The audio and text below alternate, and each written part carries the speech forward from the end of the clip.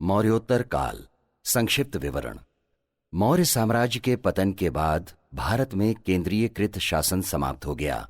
इस समय एक तरफ भारत में मध्य एशिया से विदेशी आक्रमण हुए, तो वहीं दूसरी तरफ भारतीय राजवंशों में से कई ने स्वतंत्र सत्ता की स्थापना की। इस काल में भारत में विदेशी आक्रमणों के क्रम में सबसे पहले हिंद यमन तथा इसके बाद शक आए, जबकि अंतिम आक्रमण कुषाणों ने किया। भारत में सबसे पहले बैक्ट्रिया के शासक डेमेट्रियस ने 183 ईसा पूर्व में आक्रमण कर अफगानिस्तान, पंजाब एवं सिंध के बड़े भूभाग पर अधिकार कर लिया एवं साकल को अपनी राजधानी बनाई। इसे ही हिंद यूनानी या बैक्ट्रियाई यूनानी कहा गया। हिंद यूनानी शासकों में सबसे प्रसिद्ध शासक मिनांडर हुआ, जिसकी राजधानी साकल आधुनिक सियालकोट शिक्षा का प्रमुख केंद्र थी। मिनांडर ने नागसेन से बौद्ध धर्म की दीक्षा ली। इस दीक्षा के दौरान मिनांडर द्वारा किए गए प्रश्न एवं नागसेन द्वारा दिए गए उत्तर एक पुस्तक के रूप में संग्रहीत हैं, जिसका नाम मिलिंद पन्हो है। भारत में सबसे पहले हिंद यूनानियों ने ही सोने के लिखित सिक्के जारी किए, जिनके सिक्कों के बारे में निश्चित रूप से कहा जा सकता है कि ये सिक्के किन राजाओं के हैं, अर्थात इनकी पहचान करना सरल है। हिंद यूनानियों ने भारत के पश्चिमोत्तर सीमा प्रांत में यूनान की प्राचीन कला चलाई, जिसे हेलेनिस्टिक आर्ट कहा जाता है। भारत में इस कला का उदाहरण गांधार कला है। यूनानियों के बाद भारत में शक आए, जो चारागाह की खोज में यहां आए थे। ये मूलतः मध्य एशिया के निवासी थे। 57 ईसा पूर्व में उज्जैन के एक स्थानीय राजा ने शकों को पराजित किया तथा इस विजय के उपलक्ष्य में विक्रमादित्य की उपाधि धारण की और एक नया संवत विक्रम संवत चलाया। वर्तमान समय में यही विक्रम संवत हिंदू धर्म का मानक संवत है। शकों में सबसे प्रतापी शासक रुद्रदामन प्रथम था, जिसका शासन गुजरात के बड़े भूभाग पर था। इसी ने मौर्यों द्वारा निर्मित काठियावाड़ की अर्धशुष्क झील सुदर्शन झील का जीर्णोद्धार कराया। रुद्रदामन संस्कृत का बड़ा प्रेमी था, जिसने सबसे पहले विशुद्ध संस्कृत भाषा में गिरनार का लंबा अभिलेख जारी किया। कुषाण मौर्योत्तर काल के विदेशी आक्रमणों के क्रम में अंतिम थे, जो कि यूची जाति के थे। भारत में कुषाण वंश की नींव कुजुल कडफिसेस ने डाली तथा इसने तांबे के सिक्के चलाए। कुजुल कडफिसेस के बाद विम कडफिसेस गद्दी पर बैठा, जिसे कुषाण वंश का वास्तविक संस्थापक माना जाता है। इसने सोने व तांबे के सिक्के चलाए। कुषाण वंश का सबसे प्रतापी राजा कनिष्क था, जिसे द्वितीय अशोक भी कहा जाता है। इसने अपनी राजधानी पुरुषपुर या पेशावर को बनाया, जबकि कुषाणों की द्वितीय राजधानी मथुरा थी। कनिष्क ने 78 ईस्वी में गद्दी पर बैठने के समय शक संवत चलाया। यही शक संवत भारत सरकार द्वारा प्रयोग में लाया जाता है। कनिष्क के समय में ही बौद्ध धर्म की चौथी बौद्ध संगीति कश्मीर के कुंडल वन में प्रसिद्ध बौद्ध विद्वान वसुमित्र की अध्यक्षता में हुई। कनिष्क बौद्ध धर्म के महायान संप्रदाय का अनुयायी था। कनिष्क का राजकवि अश्वघोष था, जिसने बुद्ध चरित्र, सौंदरानंद और सारिपुत्र जैसी प्रसिद्ध रचनाएं की। इसी प्रकार कनिष्क का राजवैद्य आयुर्वेद का प्रसिद्ध विद्वान चरक था, जिसने चरक संहिता की रचना की। अश्वघोष, वसुमित्र, पार्श्व, चरक, नागार्जुन आदि कनिष्क के दरबार के रत्न थे। इनमें नागार्जुन को भारत का आइंस्टीन कहा जाता है, जिन्होंने अपनी पुस्तक प्रज्ञापारमिता सूत्र की रचना की, जिसमें शून्यवाद या सापेक्षता का सिद्धांत दिया। कनिष्क के समय में ही गांधार एवं मथुरा शैली का विकास हुआ। कुषाणों ने ही सर्वाधिक शुद्ध स्वर्ण सिक्के जारी किए। मौर्योत्तर काल में भारतीय राजवंशों के अंतर्गत ब्राह्मण साम्राज्य की स्थापना मौर्य वंश के अंतिम शासक वृहद्रथ की हत्या करके पुष्यमित्र शुंग ने की, जो कि एक कट्टर ब्राह्मण था, जिसने 2 अश्वमेघ यज्ञ करवाए। इन यज्ञों को करवाने का श्रेय उसके पुरोहित पतंजलि को जाता है। पुष्यमित्र शुंग ने सांची के स्तूप में निर्माण कार्य तथा भरहुत स्तूप का निर्माण कराया था। शुंग वंश का अंतिम शासक देवभूति था, जिसकी हत्या 75 ईसा पूर्व में उसके मंत्री वसुदेव ने कर दी और मगध पर कण्व वंश की स्थापना कर दी। कण्व वंश का अंतिम राजा सुदर्शन हुआ, जिसकी हत्या सिमुक ने कर दी और सातवाहन वंश की स्थापना की। सातवाहन शासकों ने अपनी राजधानी प्रतिष्ठान महाराष्ट्र में स्थापित की। इस वंश के प्रमुख शासक सिमुक शातकर्णी, हाल गौतमी पुत्र शातकर्णी, वशिष्ठी पुत्र पुलुमावी तथा यज्ञश्री शातकर्णी हैं। इन शासकों में गौतमी पुत्र शातकर्णी को पश्चिम का स्वामी कहा जाता है। सातवाहन शासकों के समय के प्रसिद्ध साहित्यकार हाल एवं गुणाढ़ थे, जिनमें हाल ने गाथा सप्तशती तथा गुणाढ़ ने वृहत कथा कोश नामक पुस्तकों की रचना की। सातवाहन शासकों ने चांदी, तांबे, शीशा, पोटीन और कांसे की मुद्राओं का प्रचलन किया। ब्राह्मणों को भूमिदान देने की प्रथा का आरंभ सर्वप्रथम सातवाहन शासकों ने ही किया था। सातवाहनों की भाषा प्राकृत एवं लिपि ब्राह्मी थी तथा इनका समाज मातृसत्तात्मक था।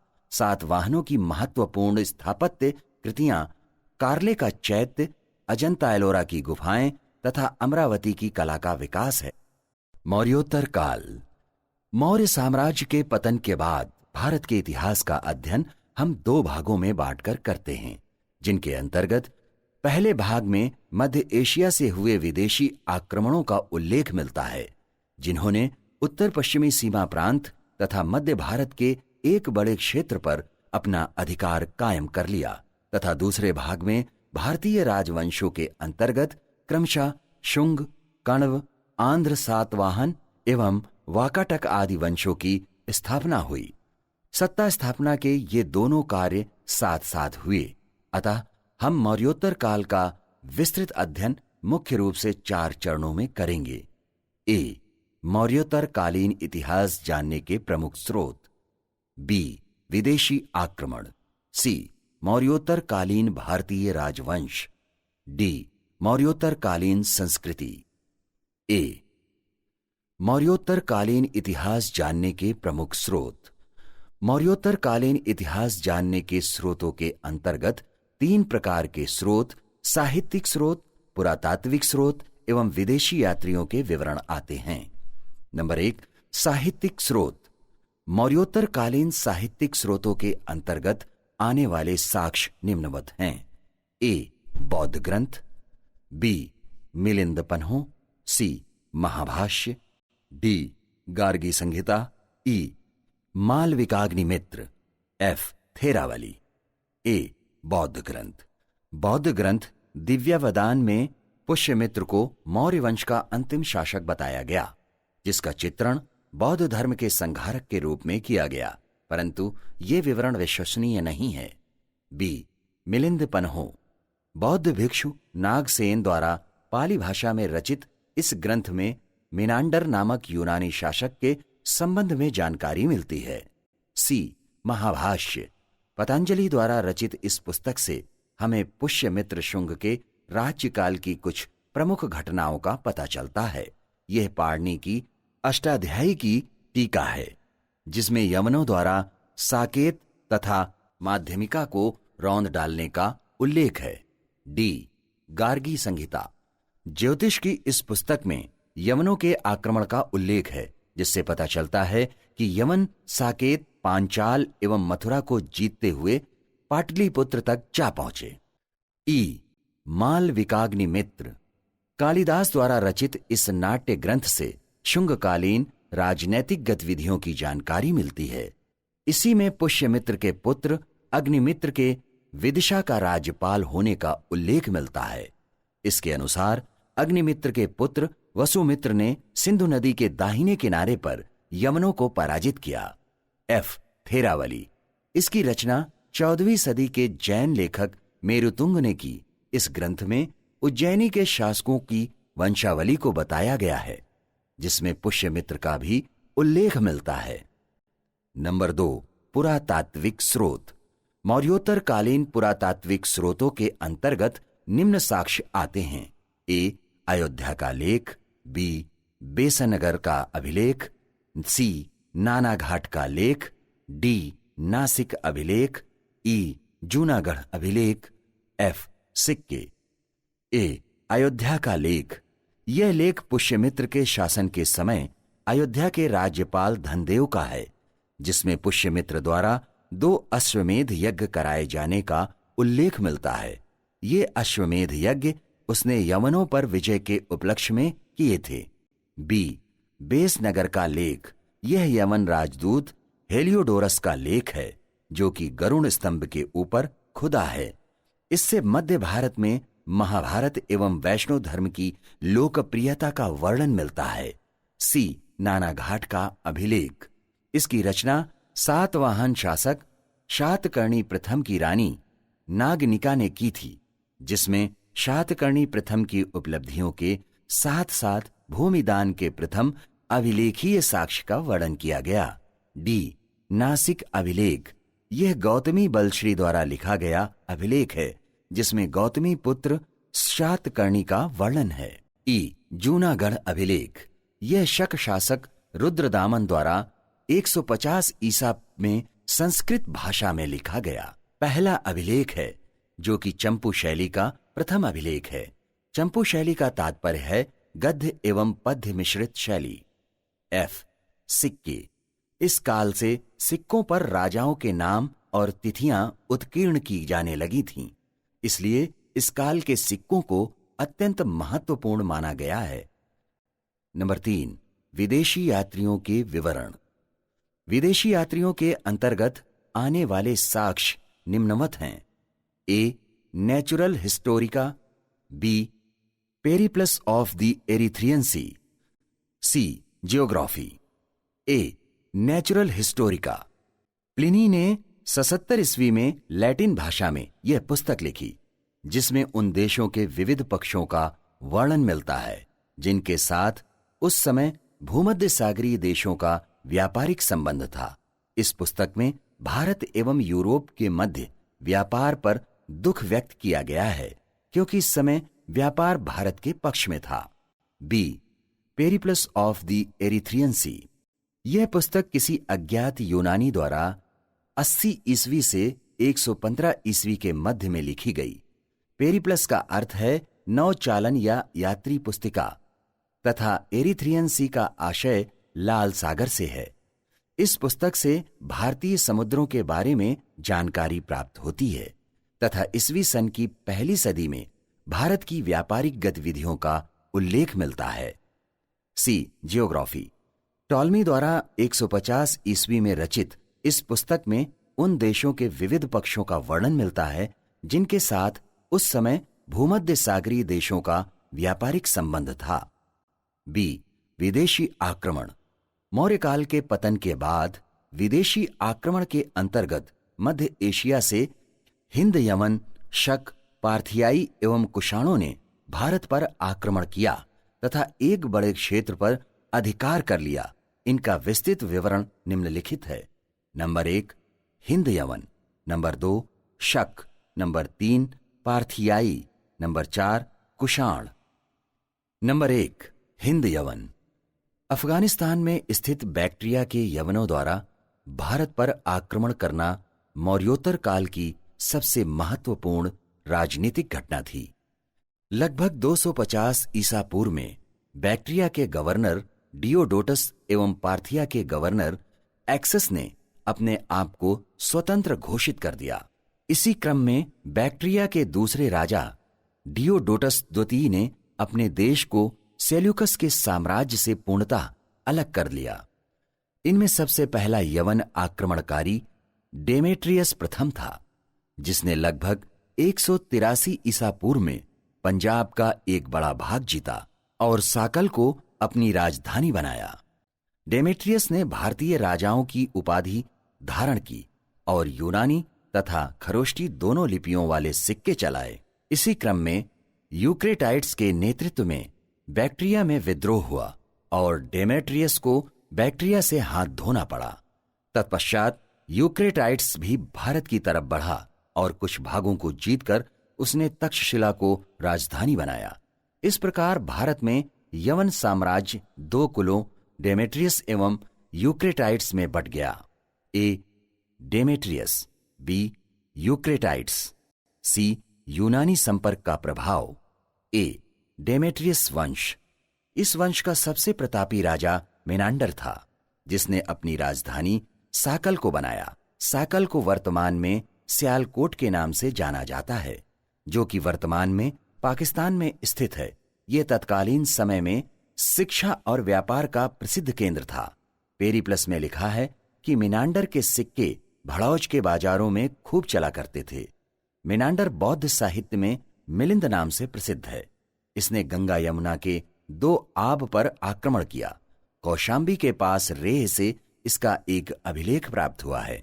बौद्ध ग्रंथ मिलिंद पन्हों में मेनांडर के बौद्ध भिक्षु नागसेन के साथ वाद विवाद के उपरांत बौद्ध धर्म का अनुयायी बनने की कथा है। बी यूक्रेटाइड्स वंश। एंटियालकीड्स इस वंश का सबसे प्रतापी शासक था, जिसने शुंग शासक भागभद्र के विदिशा स्थित दरबार में हेलियोडोरस नामक राजदूत भेजा। हेलियोडोरस ने विदिशा में एक गरुड़ स्तंभ स्थापित किया तथा उस पर वासुदेव नाम अंकित करवाया। इससे हेलियोडोरस द्वारा भागवत धर्म ग्रहण करने का प्रमाण मिलता है। सी यूनानी संपर्क के प्रभाव। यूनानियों के भारत पर आक्रमण के बाद यहाँ की कला एवं संस्कृति पर नकारात्मक प्रभाव के साथ साथ सकारात्मक प्रभाव भी पड़े, जिनमें कुछ सकारात्मक प्रभाव इस प्रकार हैं। नंबर 1 ज्योतिष विद्या पर, नंबर 2 कला पर, नंबर 3 धर्म एवं दर्शन पर। नंबर 1 ज्योतिष विद्या। सप्ताह में 7 दिनों का विभाजन, ग्रहों का नाम, नक्षत्रों को देखकर भविष्य बताने की कला भारत में यूनानियों की ही देन है। गार्गी संहिता में स्पष्ट रूप से यह उल्लेख किया गया है कि ज्योतिष के क्षेत्र में भारत यूनान का ऋणी है। वाराह मिहिर ने लिखा है कि यद्यपि यूनानी म्लेच्छ हैं, किंतु ज्योतिष के विद्वान हैं और इसलिए प्राचीन ऋषियों की भांति वे पूज्य हैं। नंबर 2 कला।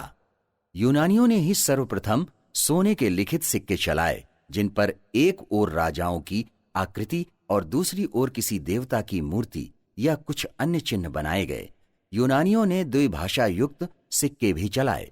हिंद यमन संपर्क के कारण कला की एक नवीन शैली हेलेनिस्टिक कला का जन्म हुआ, जिसका आदर्श रूप कनिष्क के समय की गांधार कला में दिखाई पड़ता है।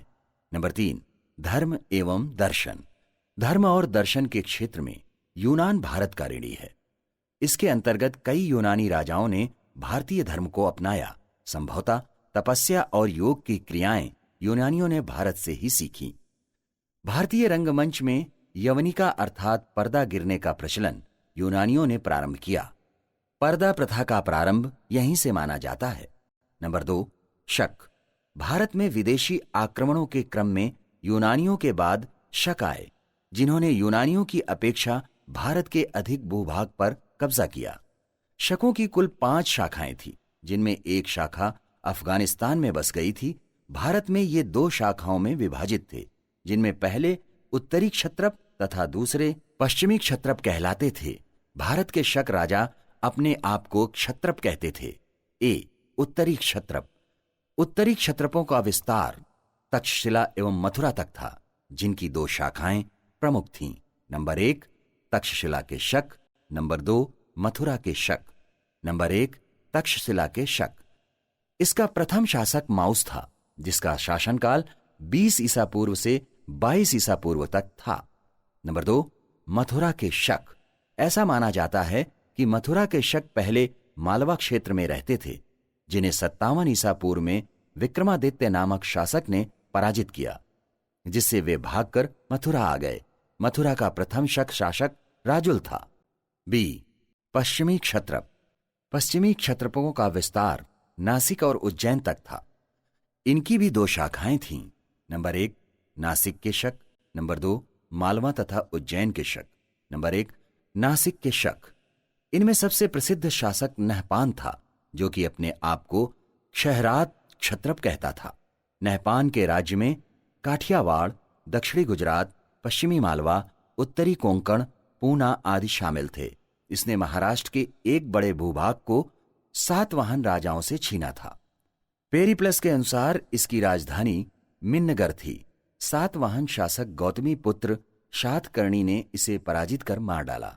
जोगलथंबी से प्राप्त नहपान के बहुसंख्यक सिक्के गौतमी पुत्र सातकर्णी द्वारा पुनः अंकित किए गए। नंबर 2, मालवा अथवा उज्जैन के शक। इस वंश का सबसे प्रसिद्ध शासक रुद्रदामन था, जो कि व्याकरण, राजनीति, संगीत एवं तर्कशास्त्र का प्रकांड विद्वान था। रुद्रदामन के विषय में जानकारी का प्रमुख स्रोत इसका जूनागढ़ अभिलेख है। यह भारत में संस्कृत भाषा का प्रथम अभिलेख है। इस अभिलेख में वहां के राज्यपाल सुविशाख का उल्लेख मिलता है, जिसने सुदर्शन झील के बांध का पुनर्निर्माण करवाया। काव्य शैली का प्राचीनतम नमूना काठियावाड़ के रुद्रदामन के अभिलेख में मिलता है। मालवा के शकों में अंतिम शासक रुद्र सिंह तृतीय था, जिसे गुप्त शासक चंद्रगुप्त विक्रमादित्य ने मारकर पहली बार मालवा क्षेत्र में व्याघ्र शैली के चांदी के सिक्के चलाए। नंबर 3, पार्थियाई या पहलव। पार्थियाई मध्य एशिया में ईरान से आए थे। भारत में पार्थियन साम्राज्य की स्थापना 171 ईसा पूर्व में मिथ्रेडेट्स प्रथम ने की, परंतु इस वंश का सबसे प्रसिद्ध शासक गोंडोफर्नीस था, जिसका पेशावर जिले में तख्ते बही अभिलेख मिला है। गोंडोफर्नीस का शासनकाल 20 से 41 ईस्वी तक रहा, जिसकी राजधानी तक्षशिला थी। इसके काल की सबसे प्रमुख घटना सेंट थॉमस नामक ईसाई द्वारा भारत में ईसाई धर्म का प्रचार करना था, जो कि तमिलनाडु में मारा गया। इस प्रकार ईसाई धर्म भारत में पहली सदी ईस्वी में आया। नंबर 4, कुषाण। कुषाण मध्य एशिया के पश्चिमी चीन के यूची जाति के थे, जिनके नेता को पड़ोसी कबीले हिंगनु ने मारकर उन्हें पश्चिमी चीन का क्षेत्र छोड़ने पर बाध्य कर दिया था। इस प्रकार इस क्षेत्र में यह कबीला 2 शाखाओं, कनिष्ठ यूची जो तिब्बत की ओर चले गए एवं ज्येष्ठ यूची जो पश्चिम क्षेत्र की ओर चले गए, में बंट गया। अतः भारत में शासन करने वाले कुषाण शासक अग्रवत हैं। ए, कुजुल कडफिसेस, बी, विम कडफिसेस, सी, कनिष्क। ए, कुजुल कडफिसेस। भारत में सर्वप्रथम कुजुल कडफिसेस नामक कुषाण शासक ने आक्रमण कर पश्चिमोत्तर प्रदेश पर अधिकार कर लिया और कुषाण वंश की नींव डाली। इसने केवल तांबे के सिक्के चलवाए। बी, विम कडफिसेस। कुजुल कडफिसेस की मृत्यु के बाद विम कडफिसेस गद्दी पर बैठा। चीनी ग्रंथ हाउ हान शू से पता चलता है कि उसने तिएन चू अर्थात पंजाब की विजय की तथा एक सेनापति नियुक्त किया। यह भारत में कुषाण शक्ति का वास्तविक संस्थापक माना जाता है। इसने सोने तथा तांबे के सिक्के चलाए। उसके सिक्कों पर एक ओर यूनानी लिपि तथा दूसरी ओर खरोष्टी लिपि के साथ साथ शिव की आकृति, नंदी बैल तथा त्रिशूल अंकित है, जो कि उसकी शैव धर्म में आस्था का प्रमाण है। सी, कनिष्क। कनिष्क कुषाणों में सबसे महान शासक था। इसे द्वितीय अशोक भी कहा जाता था। इसने अपनी राजधानी पुरुषपुर या पेशावर तथा मथुरा को बनाया। कनिष्क के राज्याभिषेक की तिथि लगभग 78 ईस्वी मानी जाती है, जो कि भारत में शक संवत का सूचक है। कनिष्क के शासनकाल का विस्तृत अध्ययन हम निम्न चरणों में करेंगे। नंबर 1, चीन से युद्ध। नंबर 2, चतुर्थ बौद्ध संगीति। नंबर 3, कला शैलियां। नंबर 4, सिल्क मार्ग पर अधिकार। नंबर 5, सिक्के। नंबर 6, विद्वानों को आश्रय। नंबर 1, चीन से युद्ध। कनिष्क का चीन के शासक पांचाओ से युद्ध हुआ, जिसमें पहले कनिष्क की पराजय हुई, परंतु बाद में वो विजयी रहा। इस युद्ध का मुख्य कारण हान वंश की राजकुमारी से विवाह करने की इच्छा रही। नंबर 2, चतुर्थ बौद्ध संगीति। कनिष्क के समय कश्मीर के कुंडलवन में चतुर्थ बौद्ध संगीति का आयोजन हुआ। इसी बौद्ध संगीति में बौद्ध धर्म हीनयान और महायान नामक 2 शाखाओं में विभाजित हो गया। नंबर 3, कला शैलियां। कनिष्क के समय में भारत में 2 नवीन शैलियों का जन्म हुआ, जिन्हें गांधार एवं मथुरा कला शैली कहा जाता है। क, गांधार कला शैली। ख, मथुरा कला शैली। क, गांधार कला शैली। इस शैली को इंडो ग्रीक शैली या ग्रीक बुद्धिस्ट शैली भी कहा जाता है। इसका केंद्र बिंदु गांधार था, इसलिए इसे गांधार कला शैली भी कहा जाता है। इसमें बुद्ध एवं बोधिसत्वों की मूर्तियां काले स्लेटी पाषाण से बनाई गई हैं। जो कि यूनानी देवता अपोलो की नकल प्रतीत होती है। ख मथुरा कला शैली। इस कला शैली का जन्म कनिष्क के समय मथुरा में हुआ, जिसमें लाल बलुआ पत्थर का प्रयोग किया गया। इसमें बौद्ध, हिंदू एवं जैन धर्मों से संबंधित मूर्तियों का निर्माण किया गया, जिसके अंतर्गत बुद्ध की पहली मूर्ति बनाई गई। कनिष्क ने अपनी राजधानी पुरुषपुर में 400 फीट ऊंचा 13 मंजिलों का एक टावर बनवाया, जिसके ऊपर एक लौह छत्र स्थापित किया गया तथा उसी के पास एक विशाल संघाराम निर्मित किया गया, जो कनिष्क के चैत्य के नाम से प्रसिद्ध है। इसका निर्माण यवन वास्तुकार अगिलस द्वारा किया गया। अफगानिस्तान का वामियान बुद्ध प्रतिमा के लिए प्रसिद्ध है। नंबर 4 सिल्क मार्ग पर अधिकार। कनिष्क ने चीन से रोम तक जाने वाले सिल्क मार्ग की प्रमुख 3 शाखाओं पर अधिकार कर लिया, जिनमें पहला कैस्पियन सागर से होकर जाने वाला मार्ग, दूसरा मर्व से फरात नदी होते हुए रूम सागर पर बने बंदरगाह तक जाने वाला मार्ग तथा तीसरा भारत से लाल सागर तक जाने वाला मार्ग। नंबर 5 सिक्के। कुषाणों ने सबसे शुद्ध स्वर्ण सिक्के 124 ग्रेन के जारी किए। इन्हें सर्वाधिक ताम्र सिक्के चलाने का श्रेय भी प्राप्त है। इन्होंने ही नियमित रूप से सोने के सिक्के चलाए। नंबर 6 विद्वानों को आश्रय। कनिष्क की राज्यसभा में अनेक योग्य विद्वान रहते थे, जिनमें पार्श्व, वसुमित्र और अश्वघोष जैसे बौद्ध दार्शनिक थे। इसी प्रकार नागार्जुन जैसे प्रकांड पंडित और चरक जैसे महान चिकित्सक उसकी राजसभा के रत्न थे। कनिष्क का पुरोहित संघरक्ष था। पतन। कनिष्क के बाद कुषाणों में कोई योग्य उत्तराधिकारी नहीं हुआ, जिससे इनका साम्राज्य धीरे धीरे विघटित होता गया और अंतिम शासक वसुदेव के बाद इनका शासन समाप्त हो गया। यहां पर यह उल्लेखनीय है कि कुषाण वंश के साम्राज्य की सीमाएं भारतीय उपमहाद्वीप के बाहर तक फैली हुई थीं। मौर्योत्तरकालीन भारतीय राजवंश। मौर्यकाल के पतन के बाद कुछ महत्वपूर्ण भारतीय राजवंशों का उभार हुआ, जिनका अधिकार क्षेत्र भारत के मध्य भाग में फैला हुआ था। ये प्रमुख राजवंश निम्नवत हैं।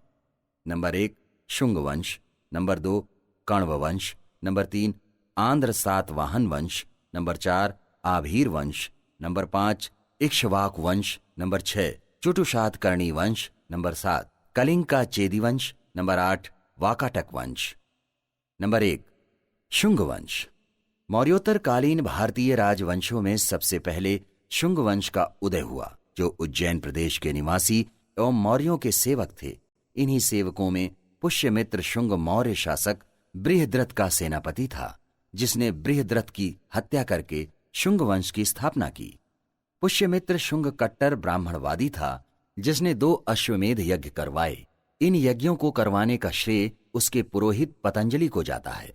पुष्यमित्र शुंग के समय यवनों ने चित्तौड़ के निकट माध्यमिका नगरी और अवध में साकेत पर आक्रमण किया, लेकिन यवनों को पुष्यमित्र शुंग ने पराजित किया। बौद्ध ग्रंथों में पुष्यमित्र शुंग को बौद्धों का उत्पीड़क बताया गया, परंतु यह पूर्णतः सत्य प्रतीत नहीं होता है, क्योंकि उसने सांची में 2 स्तूपों का निर्माण करवाया एवं अशोककालीन सांची के महास्तूप के लकड़ी की वेदिका के स्थान पर पाषाण वेदिका बनवाई। इसके अतिरिक्त उसने मध्य प्रदेश के ही सतना के पास स्थित भरहुत स्तूप का विस्तार कराया, जिसकी खोज 1873 ईस्वी में अलेक्जेंडर कनिंघम ने की। पुष्यमित्र शुंग के बाद अग्निमित्र, वसुमित्र, ब्रजमित्र, भागभद्र तथा देवभूति शुंग वंश के शासक हुए, जिनमें देवभूति अंतिम शासक था। नंबर 2 कण्व वंश। अंतिम शुंग शासक देवभूति की हत्या उसके सचिव वसुदेव ने करके कण्व वंश की नींव रखी।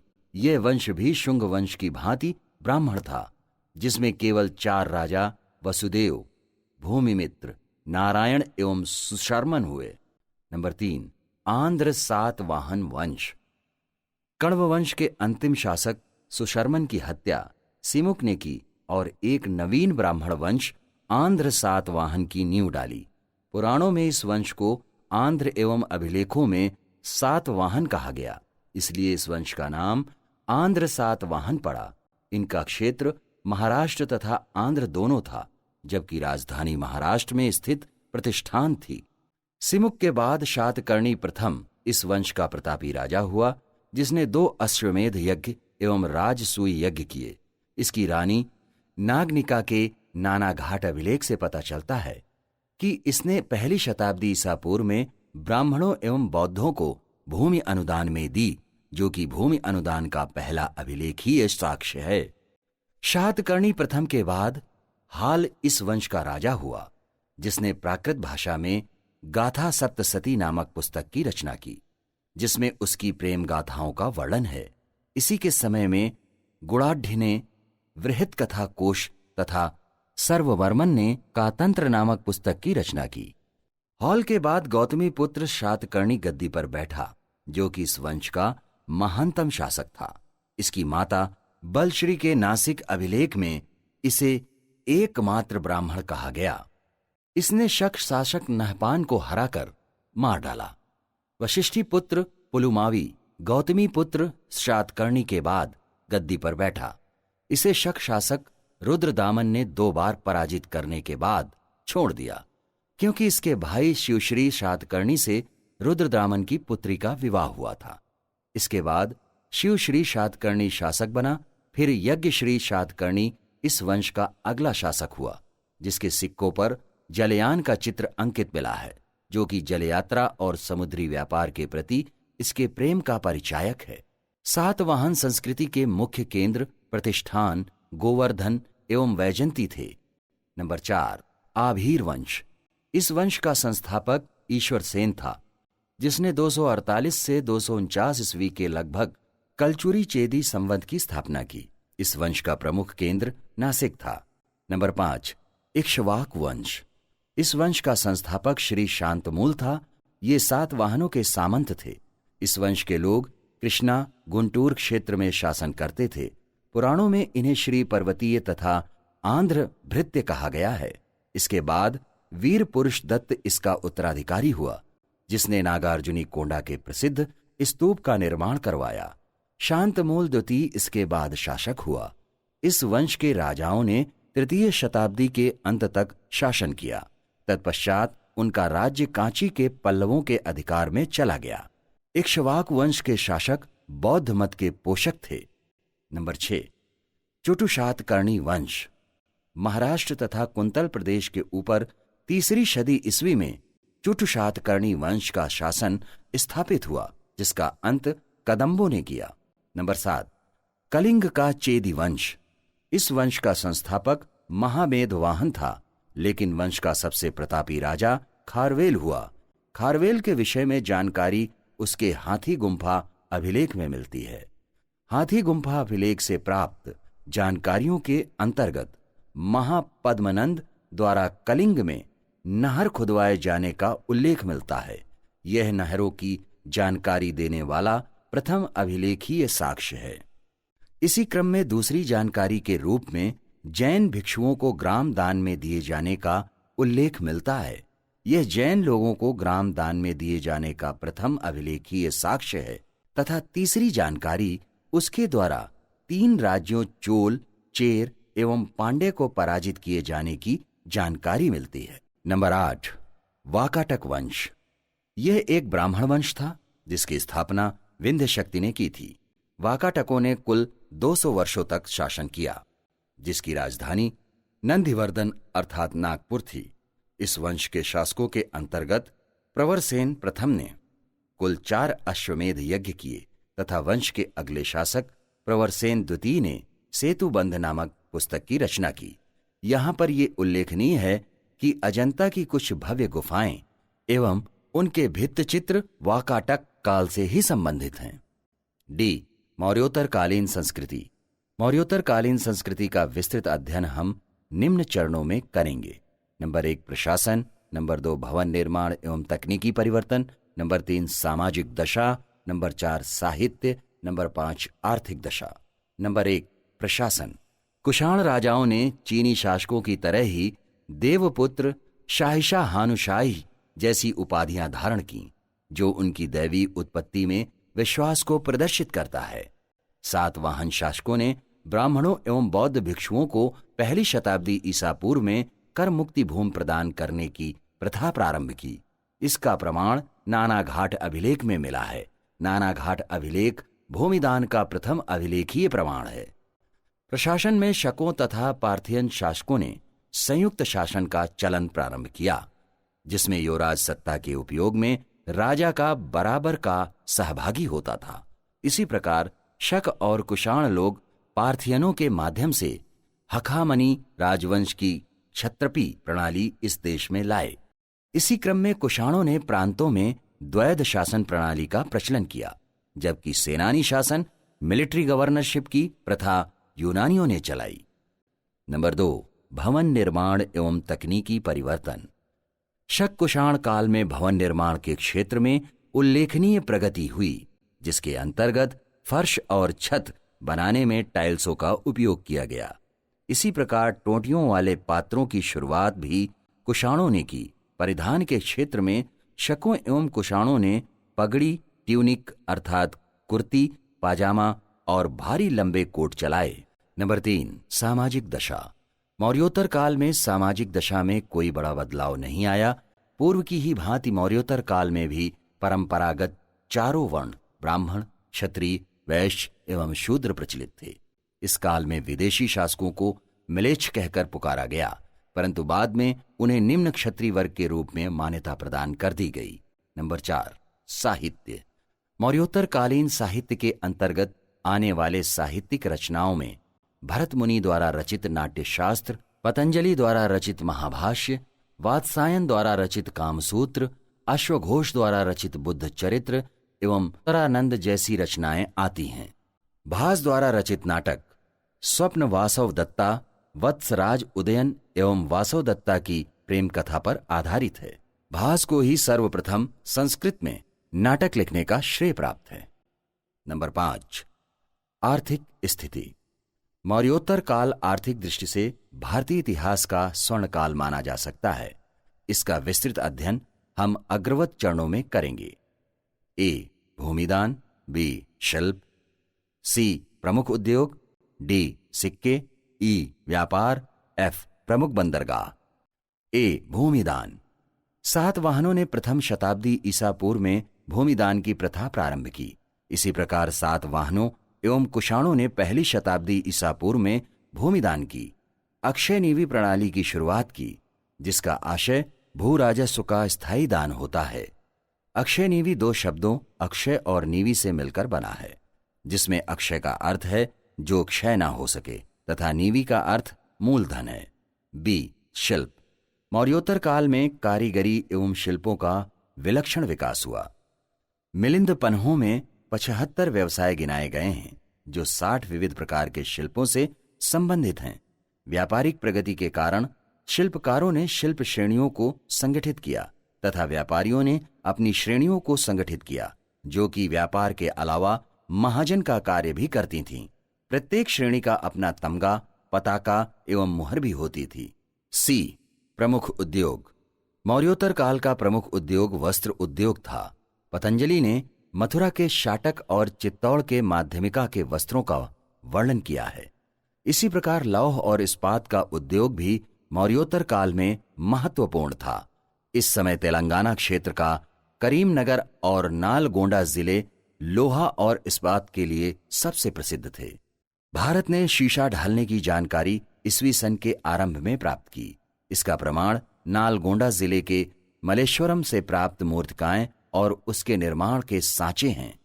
मौर्योत्तर काल में हाथी दांत के निर्माण का उद्योग भी खूब फला फूला, जिसका प्रमाण विदिशा में हस्तिदंत शिल्पियों की एक श्रेणी है, जिसने सांची के स्तूप की मरम्मत करवाई। मौर्योत्तर काल में लोहा मगध से, नमक पंजाब से, हीरे कश्मीर, कोसल, विदर्भ और कलिंग से, राजस्थान से तांबा तथा मसाले दक्षिण भारत से प्राप्त किए जाते थे। डी, सिक्के। इंडो ग्रीक शासकों ने सोने, तांबे एवं चांदी के सिक्के चलाए एवं इनके द्वारा चलाए गए स्वर्ण सिक्कों को स्टेटर कहा जाता था। सिक्के जारी करने के क्रम में कुषाणों ने सर्वप्रथम शुद्ध सोने के सिक्के चलाए तथा सर्वाधिक तांबे के सिक्के चलाने का श्रेय भी कुषाणों को ही जाता है। इसी प्रकार सातवाहन शासकों ने सर्वप्रथम शीशे के सिक्के जारी किए एवं इसके अतिरिक्त उन्होंने चांदी, तांबे, पोटीन आदि के सिक्के भी चलाए। इनके सिक्कों पर मछली, जहाज और शंख के चित्र मिलते हैं। व्यापार। मौर्योत्तर कालीन व्यापार की सबसे प्रमुख विशेषता भारत का रोम के साथ लाभदायक व्यापार था। यह व्यापार रोम के शासकों ऑगस्टस, टाइवेरियस एवं नीरो के समय था। इनमें से सबसे ज्यादा व्यापार ऑगस्टस के काल में हुआ। इस व्यापार में भारत को सालाना 55 करोड़ सेस्टर्स की आय होती थी। प्रमुख बंदरगाह। पेरिप्लस ऑफ द एरिथ्रियन सी में मौर्योत्तर कालीन प्रमुख बंदरगाहों के अंतर्गत बैरीगाजा या भड़ौच, बारबेरिकम एवं अरिकमेडु आते हैं, जिनमें बैरीगाजा या भड़ौच को भृगुकच्छ भी कहा जाता है, जो भारत के पश्चिमी तट पर सबसे बड़ा प्रवेश द्वार था, जिसके माध्यम से पश्चिमी देशों के साथ व्यापार होता था। यहाँ की आयातित वस्तुओं में इटली, यूनान और अरब की मदिरा प्रमुख थी। इसी क्रम में बारबेरिकम बंदरगाह आता है, जो कि सिंधु नदी के मुहाने पर स्थित था। यहाँ की आयातित वस्तुओं के अंतर्गत क्षौम वस्त्र, पुखराज, मूंगा, कांच आते हैं। इसी प्रकार अरिकमेडु बंदरगाह भी प्रमुख बंदरगाह था। आधुनिक पांडिचेरी, पुडुचेरी में स्थित इस बंदरगाह का नाम पेरिप्लस में पेडोक मिलता है। यहाँ से मलमल तथा अन्य वस्तुओं का निर्माण करके रोम भेजा जाता था। वर्तमान में पुडुचेरी से ही रोमन बस्ती के प्रमाण मिले हैं। रोम वासियों की मसालों की मांग के कारण भारत का दक्षिण पूर्व एशिया से व्यापार का विस्तार हुआ। इस संपूर्ण व्यापार में सर्वाधिक फायदा सातवाहनों को हुआ। मौर्योत्तर काल। स्मरणीय तथ्य। नंबर 1, मौर्य वंश का अंतिम शासक बृहद्रथ था, जिसकी हत्या पुष्यमित्र शुंग ने की थी। नंबर 2, अयोध्या अभिलेख पुष्यमित्र शुंग के समय का है, यह धनदेव का है। नंबर 3, महर्षि पतंजलि ने महाभाष्य की रचना की थी। नंबर 4, यवन आक्रमण शुंग काल में प्रारंभ हुए थे। नंबर 5, कण्व वंश ब्राह्मण वंश था। नंबर 6, नागनिका का नानाघाट अभिलेख सातवाहन वंश का प्रथम महत्वपूर्ण अभिलेख है। नंबर 7, मातृसत्तात्मक समाज सातवाहन काल में था। नंबर 8, सातवाहनों की राजभाषा प्राकृत भाषा थी। नंबर 9, आंध्र प्रदेश के गुंटूर जिले में स्थित अमरावती स्तूप सातवाहन काल का है। नंबर 10, सांची स्तूप में पाषाण पट्टिकाएं एवं काष्ठ वेदिका के स्थान पर पाषाण वेदिका शुंग काल की कला है। नंबर 11, मध्य प्रदेश के सतना जिले के भरहुत स्तूप की खोज कनिंघम महोदय ने की है। नंबर 12, सारिपुत्र तथा मोदगलायन के अवशेष सांची के एक स्तूप में रखे हैं। नंबर 13, वेसनगर का लेख भागवत धर्म का प्रथम प्रस्तर अभिलेखीय साक्ष्य है। यह यवन राजदूत हेलियोडोरस का है। इसे गरुण स्तंभ कहते हैं। नंबर 14, संस्कृत भाषा में लिखा जाने वाला पहला अभिलेख रुद्रदामन का जूनागढ़ अभिलेख है। नंबर 15, संस्कृत भाषा की चंपू शैली का प्रथम अभिलेख रुद्रदामन का गिरनार अभिलेख है। नंबर 16, नेचुरल हिस्टोरिका प्लिनी की रचना है। नंबर 17, मेनांडर की राजधानी साकल थी। यह बौद्ध धर्म का अनुयायी था। नंबर 18, पहलो वंश का महान राजा गोंडोफर्नीस था। नंबर 19, मुद्रा निर्माण के क्षेत्र में यूनानी प्रभाव सबसे ज्यादा है। द्विभाषी सिक्के इन्होंने ही चलाए। नंबर 20, होलेनिस्टिक कला का जन्म हिंद यवन काल में हुआ। नंबर 21, 57 ईसा पूर्व में विक्रम संवत प्रारंभ हुआ। नंबर 22, तक्षशिला के शक शासकों में प्रथम शासक माउस था। नंबर 23, मथुरा का प्रथम शक शासक राजुल था। नंबर 24, शक शासक नाहपान को सातवाहन शासक गौतमी पुत्र सातकर्णी ने पराजित कर मार डाला। नंबर 25, शक शासकों में सबसे विद्वान विजेता, तर्कशास्त्री एवं प्रजापालक शासक महाक्षत्रप रुद्रदामन था। नंबर 26, अंतिम शक शासक रुद्रसिंह तृतीय था, जिसे चंद्रगुप्त द्वितीय विक्रमादित्य ने समाप्त कर व्याघ्र शैली में चांदी की मुद्राएं निर्मित कराईं। नंबर 27, भारत में ईसाई धर्म का प्रचार सर्वप्रथम गोंडोफर्नीज के समय सेंट टॉमस के द्वारा किया गया था। नंबर 28, कुषाण वंश की नींव कुजुल कटफिसेस ने डाली थी। नंबर 29, विम कटफिसेस कुषाण राज्य का वास्तविक संस्थापक था। इसने सोने के सिक्के निर्मित कराए। यह शैवोपासक था। नंबर 30, कुषाण वंश का महान शासक कनिष्क प्रथम था। नंबर 31, कनिष्क प्रथम के राज्यारोहण की तिथि 78 ईस्वी मानी गई है। इसी के समय शक संवत प्रारंभ हुआ था। नंबर 32, चतुर्थ बौद्ध संगीति कनिष्क प्रथम के समय हुई थी। नंबर 33, नागार्जुन इसी समय के विद्वान थे। नंबर 34, सोने के 124 ग्रेन के नियमित सिक्के कुषाणों ने ही चलाए थे। इनके स्वर्ण सिक्के सबसे शुद्ध थे। नंबर 35, महाकवि हाल की रचना गाथा सप्तशती है। नंबर 36, सामंतवाद की शुरुआत सातवाहन काल में हुई थी। नंबर 37, 248 से 249 ईस्वी में आभीर शासक ईश्वर सेन ने कलचुरी चेदी संबंध की स्थापना की। नंबर 38, नागार्जुन कोंडा स्तूप का निर्माण इक्ष्वाकु शासक वीर पुरुष दत्त ने कराया था। नंबर 39, कलिंग शासक खारवेल का हाथी गुम्फा अभिलेख उसकी उपलब्धियों का वर्णन करता है। नंबर 40, वाकाटक वंश का संस्थापक विंध्य शक्ति था। नंबर 41, वाकाटक नरेश प्रवर सेन प्रथम ने 4 अश्वमेध यज्ञ किए थे। नंबर 42, संस्कृत साहित्य का प्रथम नाटककार महाकवि भास को माना जाता है। नंबर 43, सातवाहन शासकों ने चांदी, तांबा, शीशे तथा पोटीन के सिक्के चलाए। मौर्योत्तर काल पूछे गए प्रश्न एवं उत्तर। प्रथम स्तर।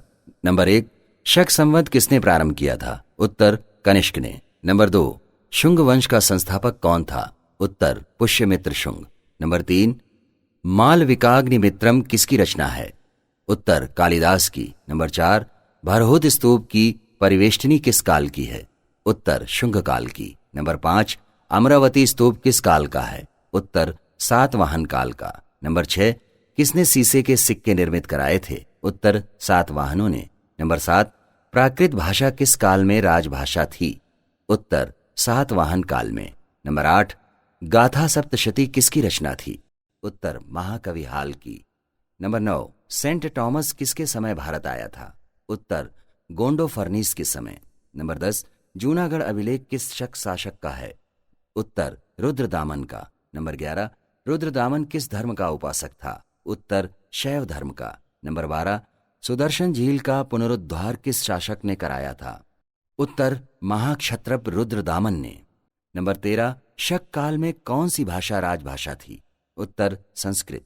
नंबर 14, चतुर्थ बौद्ध संगीति किसके समय हुई थी? उत्तर, कनिष्क के समय। नंबर 15, अश्वघोष किसके समय के विद्वान थे? उत्तर, कनिष्क के समय के। नंबर 16, शून्यवाद के प्रवर्तक कौन थे? उत्तर, नागार्जुन।